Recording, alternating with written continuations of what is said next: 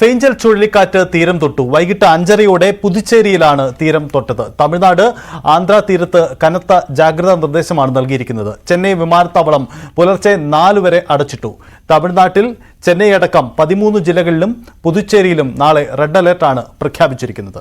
കേരളത്തിലും ജാഗ്രതാ നിർദ്ദേശമുണ്ട്. വരും ദിവസങ്ങളിൽ മഴ ശക്തമാകുമെന്നാണ് മുന്നറിയിപ്പ്. ഐഷത്തുൽ ഷംന ചേരുന്നു. ഷംന, നമ്മൾ പ്രതീക്ഷിച്ച രീതിയിലേക്ക് ഈ ചുഴലിക്കൊടുങ്കാറ്റിന്റെ ഒരു ആഘാതം അനുഭവപ്പെട്ടു തുടങ്ങിയിട്ടുണ്ടോ? എന്താണ് കാലാവസ്ഥാ നിരീക്ഷണ കേന്ദ്രത്തിന്റെ സൂചനകൾ? സജിത്ത്, വൈകിട്ട് 5:30 ഈ ചെന്നൈ പുതുച്ചേരി ഏരിയയിൽ ഈ ചുഴലിക്കാറ്റ് ഫിഞ്ചാൽ ചുഴലിക്കാറ്റ് തീരം തൊട്ടത്. അടുത്ത 4 മണിക്കൂറിനുള്ളിൽ ഈ ചുഴലിക്കാറ്റ് ശക്തി പ്രാപിക്കുമെന്നാണ് ഇപ്പോൾ കാലാവസ്ഥാ വകുപ്പ് മുന്നറിയിപ്പ് നൽകുന്നത്. എങ്കിലും നേരത്തെയുള്ള മുന്നറിയിപ്പ് പ്രകാരം മണിക്കൂറിൽ 90 കിലോമീറ്റർ വേഗതയിലാണ് കാറ്റ് വീശിയടിക്കുമെന്ന് മുന്നറിയിപ്പുണ്ടായിരുന്നത്. ആ സാഹചര്യം അത്രയ്ക്ക് ആശങ്കപ്പെടേണ്ട സാഹചര്യം നിലവിലില്ലെന്ന് കൂടി കാലാവസ്ഥാ വകുപ്പ് ഇപ്പോൾ മുന്നറിയിപ്പ് നൽകുന്നുണ്ട്. ഏകദേശം കാറ്റിന്റെ ശക്തി ഇപ്പോൾ കുറഞ്ഞു വരികയാണ്. ഇത് മണിക്കൂറിൽ 50 മുതൽ ഒരു 70-80 കിലോമീറ്റർ വേഗതയിൽ താഴാൻ സാധ്യതയുണ്ടെന്നാണ് ഇപ്പോൾ കാലാവസ്ഥാ വകുപ്പ് നൽകുന്ന മുന്നറിയിപ്പ്. ഒപ്പം തന്നെ ഈ നെല്ലൂർ മുതൽ പുതുച്ചേരി ഈ ഏരിയയിൽ മുഴുവനായി ജാഗ്രതാ നിർദ്ദേശമുണ്ട്. വരും ദിവസങ്ങളിൽ കേരളം അടക്കമുള്ള സംസ്ഥാനങ്ങളിൽ വ്യാപകമായ മഴയുണ്ടെന്ന് കൂടി കാലാവസ്ഥാ വകുപ്പ് മുന്നറിയിപ്പ് നൽകുന്നുണ്ട്.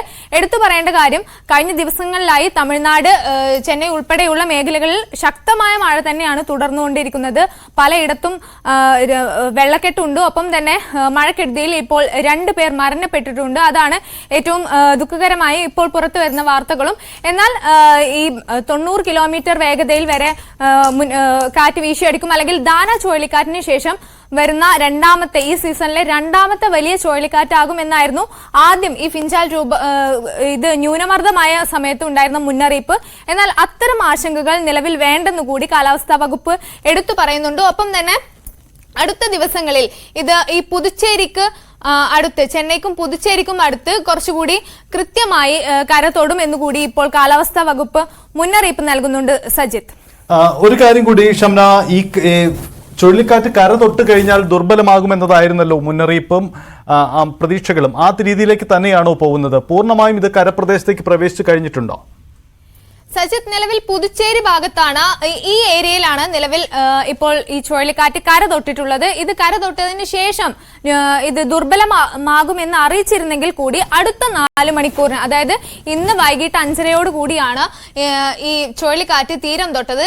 എന്നാൽ ഈ തീരം തൊട്ടതിന് ശേഷമുള്ള അടുത്ത മണിക്കൂറുകളിലും ഏകദേശം ഇന്ന് രാത്രി ഒരു 12 മണി വരെയെങ്കിലും ശക്തമായ കാറ്റ് തുടരുമെന്ന് തന്നെയാണ് ഇപ്പോൾ മുന്നറിയിപ്പ് നൽകുന്നത്. ഒപ്പം തന്നെ നാളെ ഈ ചുഴലിക്കാറ്റ് കുറച്ചുകൂടി ഈ ചെന്നൈ ഭാഗത്തു കൂടി നീങ്ങാൻ സാധ്യതയുണ്ട് എന്നുകൂടി അറിയിക്കുന്നുണ്ട്.